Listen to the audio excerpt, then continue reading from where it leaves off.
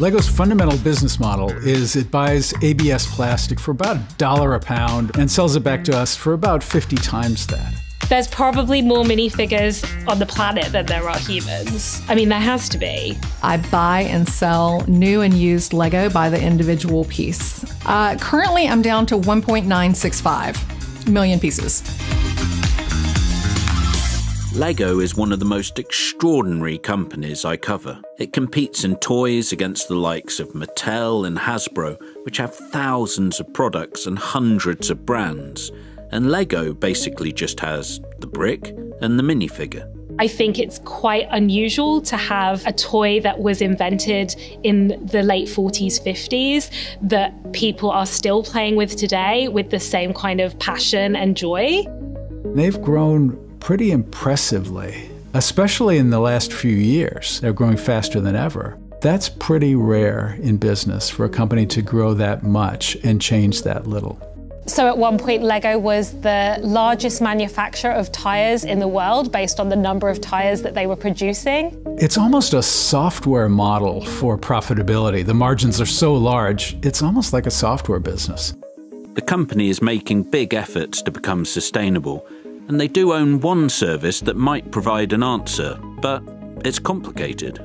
As a seller, they've not done a single thing for me. When you think about Lego, you probably think of kids buying new sets, but it's become much more than that. It's really an ecosystem now. The products come with games, TV shows, films, and apps alongside them. They've evolved from a company that simply makes a box of bricks to really a talent agency for minifigures. They really do try to create vivid minifigures that people want to spend time with in worlds that they want to immerse themselves with. And that's been very successful for them. It's also no longer just about children. All over the world, there were loads of resellers buying and selling bricks, minifigures, and whole sets. And plenty of adult customers as well for some really big sets like cars or architecture. When I was studying Lego, and this was many years ago, they had just done a research project where they found that the average adult fan of Lego spent 20 times more on Lego than the average family that bought Lego for their kids. Σίγουρα η Lego έχει μπει στο κομμάτι των ενηλίκων. Γι' αυτό και δημιούργησε και τη σειρά την Icons, ας πούμε, η οποία δεν απευθύνεται κατά βάση σε παιδιά, γιατί όταν βλέπεις να βγάζει σετ των 500 και των 1000 ευρώ, δεν μπορεί σαφώς σε αυτό το σετ να το αγοράσει ένα παιδάκι, παρά μόνο ο γονιός ή ο φανατικός συλλέκτης. I have around £50,000 worth of Lego stashed in my house, my parents' house, and my university accommodation, which the mother's not as happy as I am. So the first children to play with Lego were the kids of late 60s, 70s. Once those children had grown up and become adults, we start to see the emergence of the AFOL, adult fan of Lego.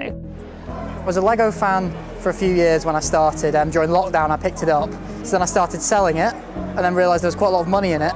So since then, I've kind of kept it up and it's just got bigger and bigger each year.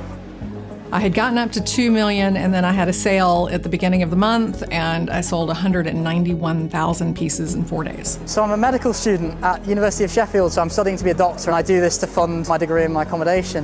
I started taking it seriously coming to these shows under a year ago, and in that time it's over tripled in value.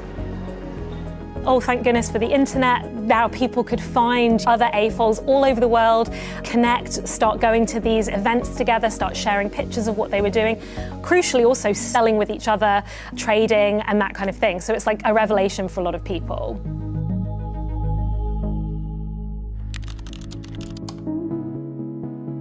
Bricklink is a site that you can go to get used Lego sets, Lego parts, new Lego sets that people bought and want to resell.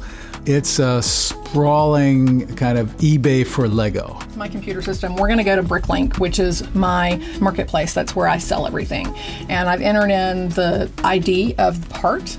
Bricklink was originally started as a trading website, and mostly it was a place where people could come and trade Lego. Bricklink is part of a large ecosystem that's sprung up around Lego, where people resell Lego, where people even make new types of pieces that can combine with Lego pieces to make different kinds of constructions. It eventually grew to what it is now, which is the largest online database outside of the Lego group itself. Bricklink started to do something really interesting, which was design sets that you could build with the pieces available on Bricklink. Some of those set designs were really good. And I don't think it's a coincidence that Lego, soon after Bricklink started doing this, bought Bricklink. It was starting to intrude in an interesting way into Lego's core business. Lego is by some distance the world's most profitable toy maker. It's involved in this kind of alchemy of taking cheap plastic and turning it into expensive toys. It flirted with bankruptcy in 2003, but has come back stronger and stronger since then. Where I see that taking Lego is away from simply making boxes of bricks to being much more of an entertainment company and much less of a product company. That I see them not really competing against Mattel and Hasbro anymore, but competing against Universal Studios and Disney now. And that is a much bigger market to compete in than simply making plastic toys for kids. Lego's revenues are more than 50% bigger than Mattel and Hasbro, but it's a fraction of the size of Disney. And when you speak to Lego executives and the founding family, you can hear their ambition is getting bigger. They've got Legoland theme parks, stores, and apps. So how far can they take the brick? I think the large multinational entertainment companies are beginning to realize that they have a new competitor in Lego. Lego is putting out feature films. Lego is putting out TV shows. Lego is creating the characters, the intellectual property behind those. But Lego is increasingly inserting itself into Disney's core markets in a very successful way. There was once this big worry that Lego, like other toy makers, would be disrupted by digital devices, iPhones, and games consoles. But today there are more physical sets than there have ever been, with a dizzying number of bricks and minifigures. And almost all of them come with a digital or entertainment tie-in, so there's so much for fans to choose to buy or collect. The adult fan community has been hugely influential on, I think, Lego as a business. Not just the products themselves, but then when we look at the Lego movies, for example, I mean, these probably wouldn't exist if it wasn't for AFOLs making stop-motion animation with Lego, which they were doing long before Lego decided to make a film.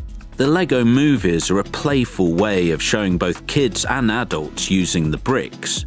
But there's big business behind this too. People really want a specific brick, a specific colour, a certain minifigure, and they're prepared to pay for it. When I first started, I took $1,000 and I bought a collection from a teenager. He was 16 and he wanted to buy a car, and his parents said, put some skin in the game, put some money towards the down payment.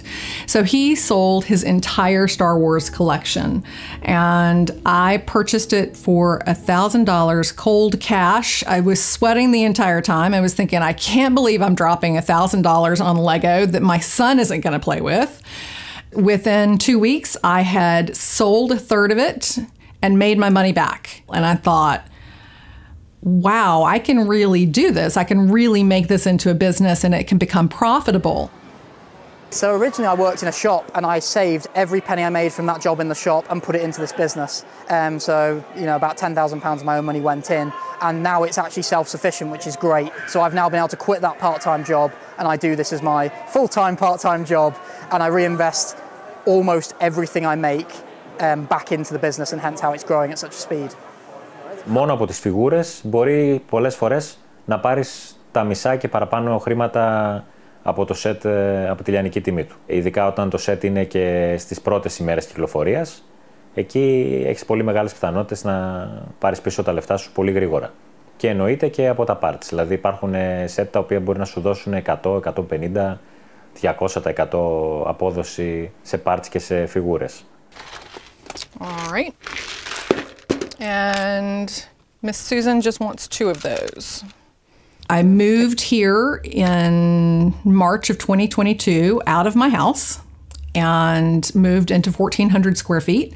And I went from 500,000 pieces to over 2 million.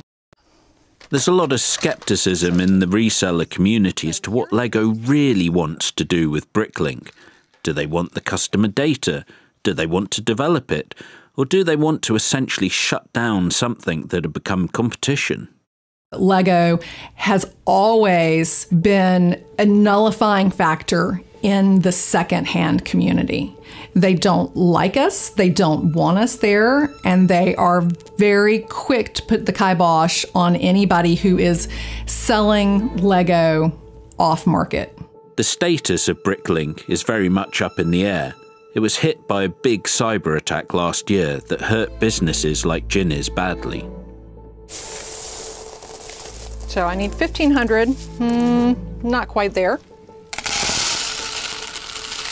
So I would love to be all bright sunshine and roses about my business.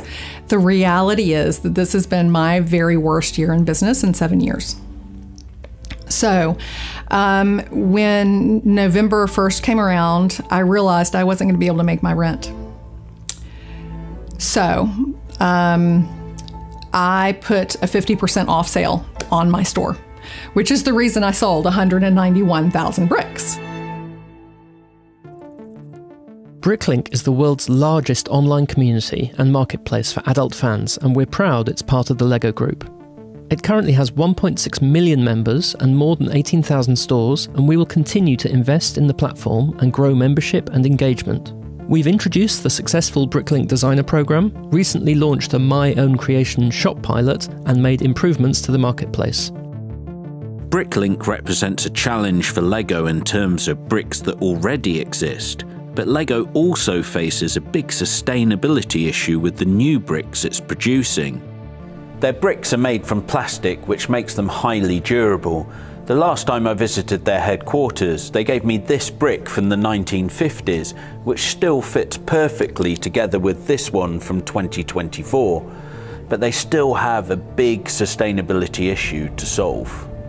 LEGO is fundamentally a product that is petroleum based. I mean, ABS plastic has a core element of petroleum. Their entire product is based on oil. I don't see a way that they can truly reduce without offsetting. One of the analyses I used as an example was Xbox versus LEGO. Which has the greater environmental impact? I took the median LEGO set, which has a little over 400 pieces, median in terms of cost and complexity. And I compared it to the use of the Xbox, which is about 300 watts, and figured if you played with both for 9 hours, then the environmental impact was about the same. If you continued playing with the LEGO, it was actually better for the environment, used less fossil fuels than if you continued playing with the Xbox after 9 hours.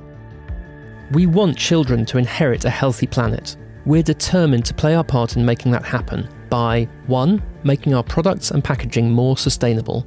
That means overcoming some unique challenges. Materials must be durable. They must also meet the highest standards of safety, quality, and precision. 2. Minimizing the environmental impact of our operations. 3. Creating new ways to keep LEGO bricks in play. We know there's no silver bullet, but we've set targets, we're tracking our progress and being transparent. LEGO is investing massively in sustainability, but they've had setbacks. We broke the story of how their big attempt to make fossil-free ABS plastic was abandoned after they worked out it would lead to more emissions in total, as they needed to buy new machines, new moulds, etc. So now they're looking at working gradually to make each chemical part of the plastic greener. And they're looking at giving their bricks as long a life as possible, working out how people can resell, recycle, and reuse them. Because at the core, despite all these apps and films, they're still all about the brick. They are really a striking example of basically a single product company that has grown dramatically in many different directions while still staying focused on that single product, generally without acquisitions. There are plenty of questions for LEGO to answer on sustainability, on digital, on reselling, but they have this incredible strength. They're a family-owned business from the Danish countryside beating big listed US companies. Parents like buying their kids a toy that keeps them away from screens. If they can keep that up while dealing with the other issues, they still have the recipe for success.